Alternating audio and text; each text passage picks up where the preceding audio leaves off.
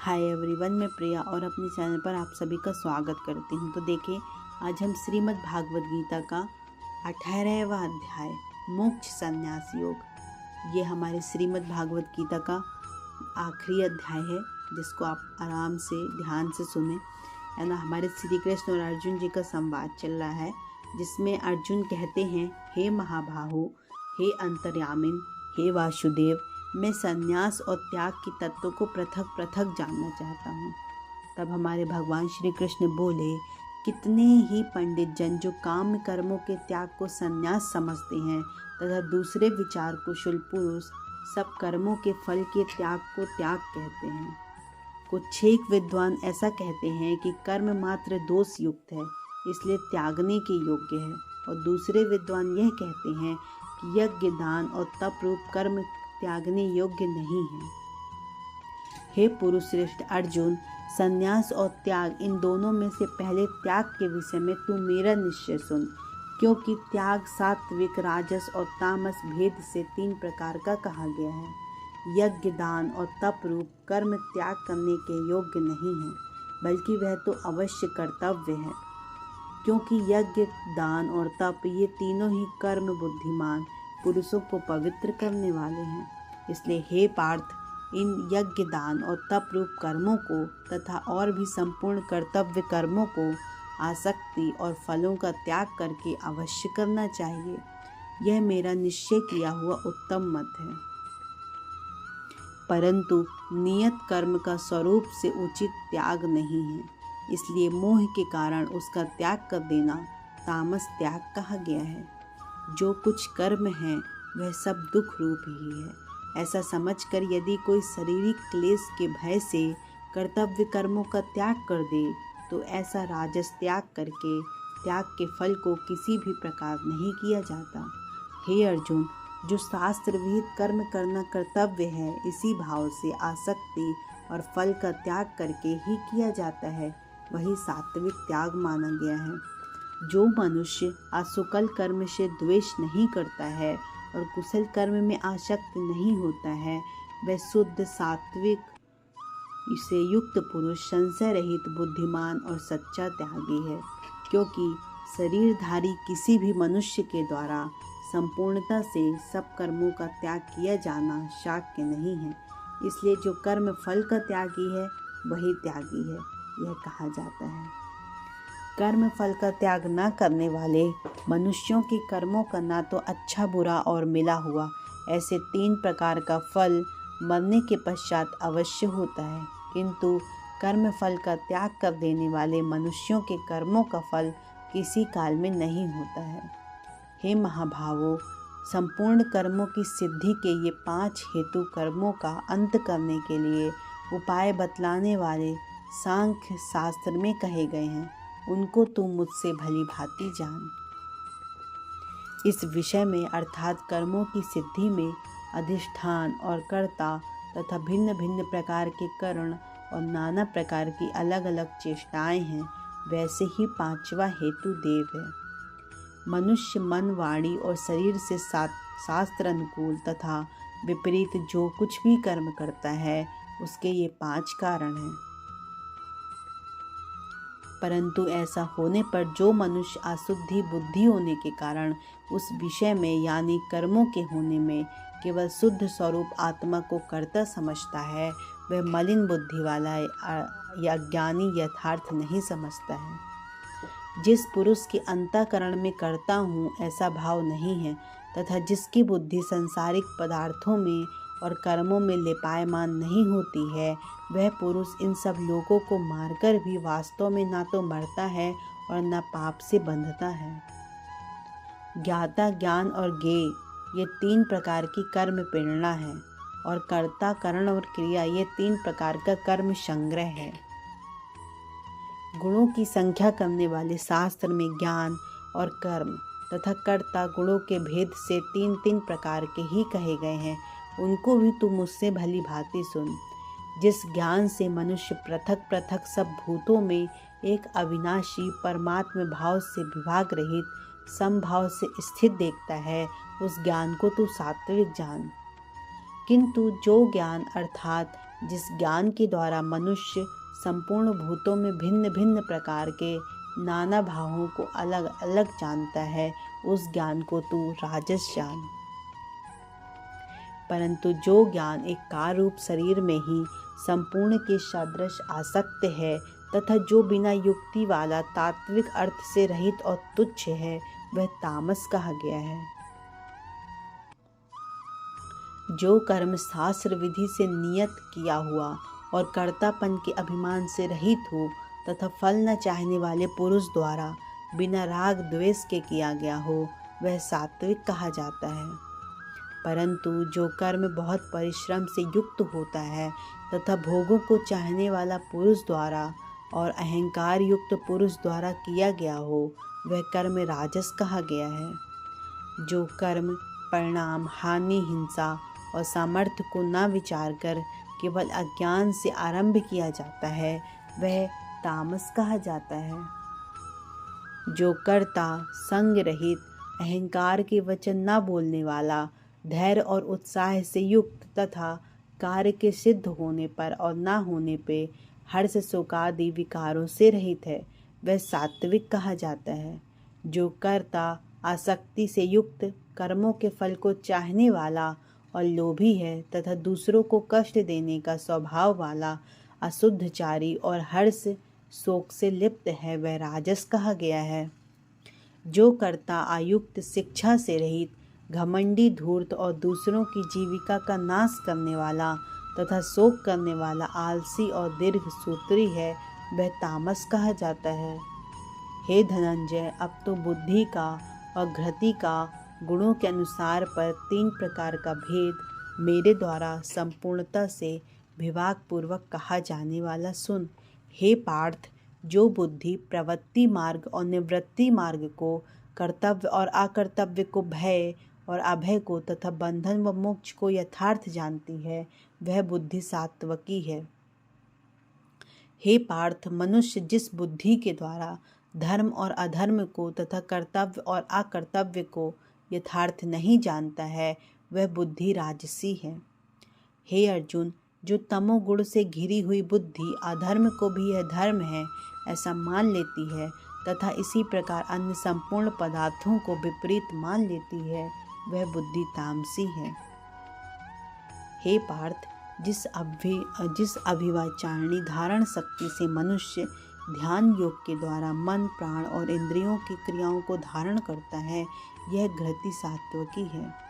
परंतु हे प्रथापुत्र अर्जुन, फल की इच्छा वाला मनुष्य जिस धारण शक्ति के द्वारा अत्यंत आसक्ति से धर्म, अर्थ और कर्मों को धारण करता है, वह धारण शक्ति राजसी है। हे पार्थ, दुष्ट बुद्धि वाला मनुष्य जिस धारण शक्ति के द्वारा निद्रा, भय, चिंता और दुख को तथा उन्मन्नता को नहीं छोड़ता अर्थात धारण किए रहता है, वह धारण शक्ति तामसी है। हे भरतश्रेष्ठ, अब 3 प्रकार के सुख को भी तुम मुझसे ही सुन। जिस सुख में साधक मनुष्य भजन और ध्यान और सेवादि के अभ्यास से रमण करता है और जिससे दुखों के अंत को प्राप्त हो जाता है, जो ऐसा सुख है वह आरंभ काल में यद्यपि विष के तुल्य प्रतीत होता है, परंतु परिणाम में अमृत के तुल्य है। इसलिए वह परमात्मा विषयक बुद्धि के प्रसाद से उत्पन्न होने वाला सुख सात्विक कहा गया है। जो सुख विषय और इंद्रियों के संयोग से होता है, वह पहले भोग काल में अमृत के तुल्य प्रतीत होने पर भी परिणाम में विष के तुल्य है, इसलिए वह सुख राजस कहा गया है। जो सुख भोग काल में तथा परिणाम में भी आत्मा को मोहित करने वाला है, वह निद्रा, आलस्य और प्रमाद से उत्पन्न सुख तामस कहा गया है। पृथ्वी में या आकाश में अर्थात देवताओं में तथा इसके सिवा और कहीं भी वह केवल कोई भी सत्व नहीं है जो प्रकृति से उत्पन्न इन तीनों गुणों से रहित है। हे परम, तब ब्राह्मण, क्षत्रिय और वैश्यों के तथा शूद्रों के कर्म स्वभाव उत्पन्न गुणों वाला विभक्त किए गए हैं। अंतःकरण का निग्रह करना, इंद्रियों का दमन करना और धर्म पालन के लिए कष्ट सहना, बाहर भीतर से शुद्ध रहना, दूसरों के अपराधों को क्षमा करना, मन, इंद्रिय और शरीर को सरल रखना, वेद शास्त्र, ईश्वर और परलोक आदि में श्रद्धा रखना, वेद शास्त्रों का अध्ययन अध्यापन करना और परमात्मा के तत्वों का अनुभव करना, ये सब के सब ही ब्राह्मण के स्वाभाविक कर्म हैं।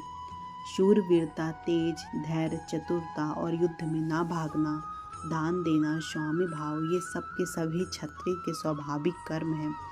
खेती, गोपालन और क्रय विक्रय रूप सत्य व्यवहार, ये वैश्य के स्वाभाविक कर्म हैं तथा सब वर्णों की सेवा करना शूद्र का ही स्वाभाविक कर्म है।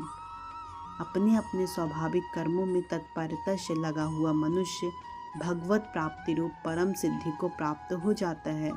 अपने स्वाभाविक कर्म में लगा हुआ मनुष्य जिस प्रकार से कर्म करके परम सिद्धि को प्राप्त हो जाता है, उस विधि को तू सुन। जिस परमेश्वर के संपूर्ण प्राणियों की उत्पत्ति हुई है और जिससे यह समस्त जगत व्याप्त है, उस परमेश्वर की अपने स्वाभाविक कर्मों द्वारा पूजा करके मनुष्य परम सिद्धि को प्राप्त हो जाता है। अच्छी तरह आचरण किए हुए दूसरे के धर्म से गुण रहित भी अपना धर्म श्रेष्ठ है, क्योंकि स्वभाव से नियत किए हुए 100 धर्म कर्म को करता हुआ मनुष्य पाप को नहीं प्राप्त होता है। अतः हे कुंती पुत्र, दोष युक्त होने पर सहज कर्म को नहीं त्यागना चाहिए, क्योंकि धुएं से अग्नि की भांति सभी कर्म किसी न किसी दोष से युक्त है। सर्वत्र आसक्ति रहित बुद्धि वाला, स्प्रेय हार रहित और जीते हुए अंतःकरण वाला पुरुष सांख्य योग के द्वारा उस परम नैष्कर्म सिद्धि को प्राप्त हो जाता है, जो कि ज्ञान योग की पर निष्ठा है। उस नैष्कर्म सिद्धि को जिस प्रकार से प्राप्त होकर मनुष्य ब्रह्मा को प्राप्त हो जाता है, उस प्रकार से हे कुंती पुत्र, तू संक्षेप में ही मुझको समझ। विशुद्ध भुक्ति से युद्ध और हल्का सात्विक नियमित भोजन करने वाला, सप्तादि विषयों का त्याग करके एकांत और शुद्ध देश का सेवन करने वाला, सात्विक धारण शक्ति के द्वारा अंतःकरण और इंद्रियां काम संयम करके मन, प्राणी और शरीर को वश में कर लेने वाला, अहंकार, बल, घमंड, काम, क्रोध, परिग्रह का त्याग करके निरंतर ध्यान योग के परायण रहने वाला, ममता रहित और शांति युक्त पुरुष सच्चिदानंदन ब्रह्मा में अभिन्न भाव से स्थित होने का पात्र होता है। फिर वह सच्चिदानंदन घर ब्रह्मा में एक ही भाव से स्थित प्रसन्न मन वाला योगी ना तो किसी के लिए शोक करता है और न किसी की आकांक्षा करता है। ऐसा समस्त प्राणियों में संभावना वाला योगी मेरी परम भक्ति को प्राप्त हो जाता है। उस परम भक्ति के द्वारा वह मुझ परमात्मा को मैं जो हूँ और जितना हूँ ठीक वैसा का वैसा तत्व से जान लेता है तथा उस भक्ति से मुझको तत्व से जानकर तत्काल ही मुझ में प्रविष्ट हो जाता है। मेरे परायण हुआ कर्मयोगी तो संपूर्ण कर्मों को यह सदा करता हुआ भी मेरी कृपा से सनातन अविनाशी परम पद को प्राप्त हो जाता है। सब कर्मों का मन में और मुझसे अर्पण करके तथा संबुद्धि रूप योग को अवलंबन करके मेरे परायण योग निरंतर मुझ में चित्त वाला हो।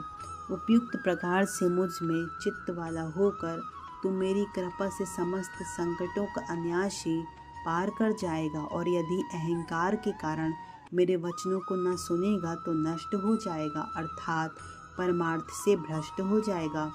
जो तू अहंकार का आश्रय न लेकर यह मान रहा है कि मैं युद्ध नहीं करूँगा, तो मेरा यह निश्चय मिथ्या है, क्योंकि तेरा स्वभाव तुझे जबरदस्ती युद्ध में लगा देगा। हे कुंती पुत्र, जिस कर्म को तू मोह के कारण करना नहीं चाहता, उसको भी अपने पूर्वकृत स्वाभाविक कर्म से बंधा हुआ परवश होकर करेगा। हे अर्जुन, शरीर रूप यंत्र में आरूढ़ हुए संपूर्ण प्राणियों को अंतर्यामी परमेश्वर अपनी माया से उनके कर्मों के अनुसार भ्रमण कराता हुआ सभी प्राणियों के हृदय में स्थित है। हे भारत, तू सब प्रकार के उस परमेश्वर की शरण में जा। उस परमात्मा की कृपा से तू परम शांति को तथा सनातन परम धर्म को प्राप्त होगा। इस प्रकार यह गोपनीय से भी अति गोपनीय ज्ञान मैंने तुझसे कह दिया।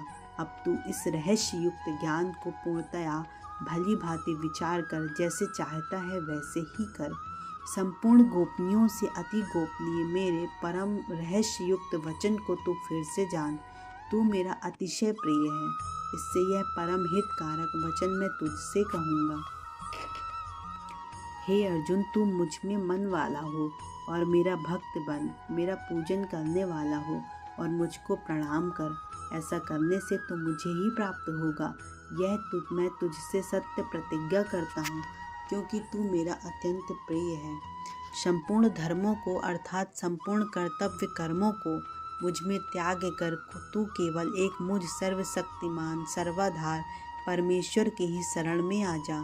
मैं तुझे संपूर्ण पापों से मुक्त कर दूंगा। तू शोक मत कर।